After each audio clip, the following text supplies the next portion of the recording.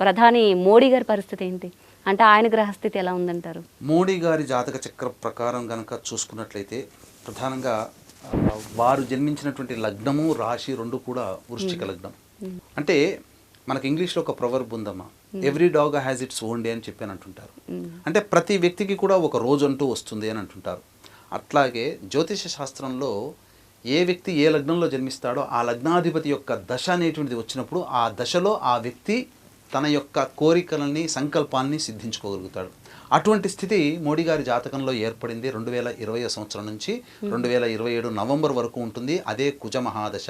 అట్టి కుజుడు జన్మ జాతకంలో లగ్నంలో స్థితి పొంది ఉండి రుచక యోగాన్ని కలగచేస్తూ నవమాధిపతి అయినటువంటి చంద్రునితో కలిసి చంద్రమంగళ యోగాన్ని కలగచేస్తూ అద్భుతమైనటువంటి యోగాన్ని 2020 నుంచి సంప్రాప్తమైంది. అందుకని మీరు గమనించుకుంటే మోడీ గారు ఏ సంకల్పంతోనైతే గద్దెనెక్కారో, భారతదేశ పీఠాన్ని ఎక్కారో, ఆ సందర్భంగా తన మదిలో మొదటి నుంచి ఉన్నటువంటి సంకల్పాలన్నీ ఒక్కొక్కటిగా నెరవేరుస్తూ వస్తున్నాడు. 370 ఆర్టికల్ కావచ్చు, రామజన్మభూమికి సంబంధించి అయోధ్య రామ మందిర నిర్మాణం కావచ్చు, యూసీసీ కావచ్చు, ఇలా అనేక రకాలైనటువంటివి. అంతేకాకుండా మన భారతదేశం ఆత్మవిశ్వాసం దెబ్బతినకుండా సార్వభౌమాధికారాన్ని నిలబెడుతూ ఒక సింహంలా నిలబడుతూ ఉన్నటువంటి, అదే ఇంతకుముందు ఎన్నో యుద్ధాలు జరిగినా ఎన్నో కవ్వింపు చర్యలు జరిపినా విధి లేని పరిస్థితుల్లో యుద్ధానికి దిగిన సందర్భాలు గత పాలకులో గనక చూసుకున్నట్లయితేనమ్మా విధి లేని పరిస్థితుల్లోనే యుద్ధాన్ని చేయాల్సి వచ్చింది. కానీ ఎన్నో మార్లు తీవ్రవాద దుశ్చర్యల వల్ల ఎంతో మందిని మనం కోల్పోయాం.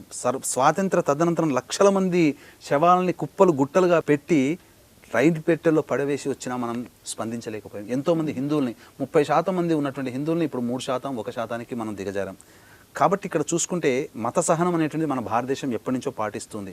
ఒకప్పుడు 8% ఉన్నటువంటి మైనారిటీ వాళ్ళు ఇప్పుడు 30% దాకా చేరగలిగారు అని అంటే మనం సర్వ సౌభ్రాతృత్వమైనటువంటి స్వభావమైనటువంటి జీవన విధానంలో ఉన్నాం. కాబట్టి ప్రతి మతాన్ని మనం గౌరవిస్తాం. ఏ మతం ఎక్కువ కాదు, ఏ మతం తక్కువ కాదు, అందరూ సమానంగా ఉండాల్సినటువంటి వాళ్ళమే. అయితే ఇక్కడ మనం గమనించుకున్నట్లయితే మోడీ గారి జాతకరీత్యా 2027 సంవత్సరం అక్టోబర్ వరకు కూడా వారికి కుజ మహాదశ ఉంది. అయితే బీజేపీ సంబంధించినటువంటి సిద్ధాంతాలు కనుక చూసుకున్నట్లయితే ఏ వ్యక్తికైనా కానీ 75 సంవత్సరాలు దాటిన తర్వాత పదవి అనేటువంటిది ఉండదు.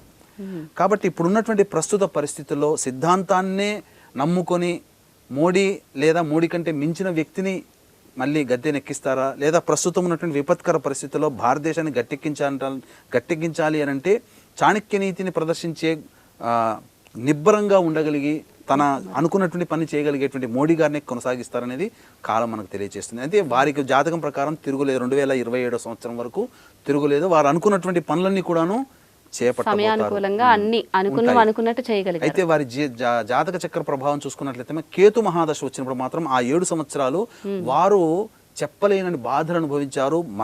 చాలా నిబ్బరంగా ఉండి తన పనుల్ని తాను పూర్తి చేసుకుంటూ తన యొక్క నిజాయితీని ప్రూవ్ చేసుకోగలిగారు, మౌనంగా ఉండేనా. కానీ అదే ఇప్పుడు నడుస్తున్నటువంటి కుజ మహాదశలో కేతువు యొక్క అంతర్దశ రేపు 19 మే నుంచి ఆగస్టు వరకు ఉండబోతుంది.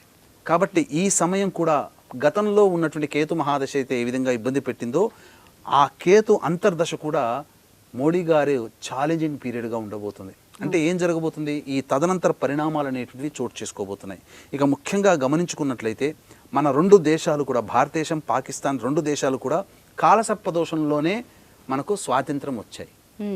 కాబట్టి ఇదే కాలసర్పదోషం ఇప్పుడు మే 18వ తారీఖు నుంచి జూన్ 6వ తారీఖు వరకు ఉండబోతుంది. ఈ కారణం వల్ల ఏం జరగబోతుందంటేనమ్మా, ప్రధానంగా కాలసర్పదోషం ఉన్నప్పుడు గ్రహాలన్నీ కూడా అనుకూలంగా ఉండే ప్రభావాన్ని కోల్పోతాయి. ఏదో ఇబ్బందికర పరిస్థితులు తలెత్తుతున్నాయి అని మనకు శాస్త్ర ప్రకారం మనకు చెప్పబోతుంది. ఇక తదనంతరం చూసుకున్నట్లయితే 30 జూన్ నుంచి 5 జూలై వరకు రవి ఆర్ద్ర నక్షత్రంలో ప్రవేశం చేస్తుంటాడు. ఆర్ద్ర నక్షత్రంలో సంచారం జరుగుతున్నప్పుడు ప్రధానంగా ఏదైనా కానీ దేశంలో అంతర్యుద్ధం సంభవించవచ్చు, అధికార మార్పిడి జరగవచ్చు, ప్రజల తిరుగుబాటు. ఎందుకంటే రవి ప్రజాస్వామ్యాన్ని సూచిస్తాడు, గవర్నమెంట్ని సూచిస్తాడు. ప్రభుత్వం పడిపోవచ్చు. అన్నిటికంటే మించి ఏదైనా ఒక గొప్ప రాజకీయ పదవిని పొందినటువంటి వ్యక్తి మరణం కూడా జరగవచ్చు. ఇవన్నీ కూడా రవి ఆర్ద్ర నక్షత్రం ఉన్నటువంటి 30 జూన్ నుంచి 5 జూలై మధ్య కాలంలో జరగవచ్చు. కాబట్టి ఈ సంబంధించినటువంటి దుర్ఘటనలు కనుక చూసుకున్నట్లయితే విపత్కర పరిస్థితులు రాబో కాలంలో ఉండబోతాయి అనేటువంటిది సుస్పష్టము. ముఖ్యంగా మే 19, 20, 21, 22 19 ఈ నుంచి 4 22 రోజులు. 19వ తారీఖు మే 19, 20, 21, 22 ఈ 4 రోజుల పాటు మాత్రం ఇబ్బందికర పరిస్థితులు. కారణం ఏంటంటేనమ్మా, మీనరాశిలో ఉన్నటువంటి రాహువు కుంభరాశిలోకి ప్రవేశించేస్తాడు. కుజుడికి రాహుకి షష్టాష్టక స్థితి. ఈ కారణం చేత ప్రపంచవ్యాప్తంగా ఇబ్బందులు, ముఖ్యంగా మనం ఇప్పుడు చూస్తున్నట్లయితే భారతదేశం, పాకిస్తాన్ తీవ్రవాద సమస్యలు పెరగవచ్చు, యుద్ధ వాతావరణమే రావచ్చు, చేయక తప్పని పరిస్థితి రావచ్చు. ఇంకా సుస్పష్టముగా చెప్పాలి అని అంటే శని రాహుల యొక్క కలయిక వచ్చినప్పుడు శపిత యోగము అని అంటారు. సాధారణంగా జ్యోతిషుల దగ్గరికి ఎవరైనా జాతకాన్ని పరిశీలన చేసుకుని వచ్చినప్పుడు ఎవరి జాతకంలోనైతే శని రాహులు కలిసి వస్తారో జ్యోతిషులు ఆ జాతకాన్ని చెప్పడానికి ఇష్టపడరు. ఎందుకంటే కర్మదోషం ఉన్నటువంటి స్వభావం ఆ జాతకానికి. కాబట్టి ఎక్కడ మళ్ళీ జ్యోతిషం చెబితే కర్మదోషం అంటుతుందో అనే భయం కూడా జ్యోతిషులకు ఉండి చెప్పడానికి ఇష్టపడరు.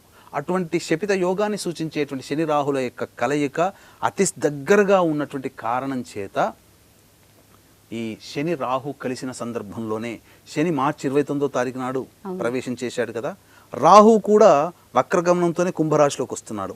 ఈ శని రాహువులు, శని ముందుకి రాహు వెనకతో ఇలా ఉంచి శని రాహులు ఒకే దగ్గరగా ఉన్నటువంటి సందర్భం. ఈ కారణం చేత ఏప్రిల్ 22 అంటే మార్చి 29వ తారీఖు రోజున శని మీనరాశిలోకి వెళ్ళాడు.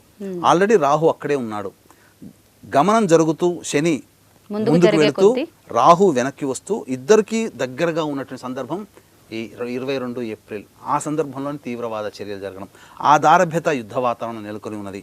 ఇప్పుడు 18వ తారీఖు వరకు కవ్వింపు చర్యలు ఎక్కువగా ఉంటాయమ్మా.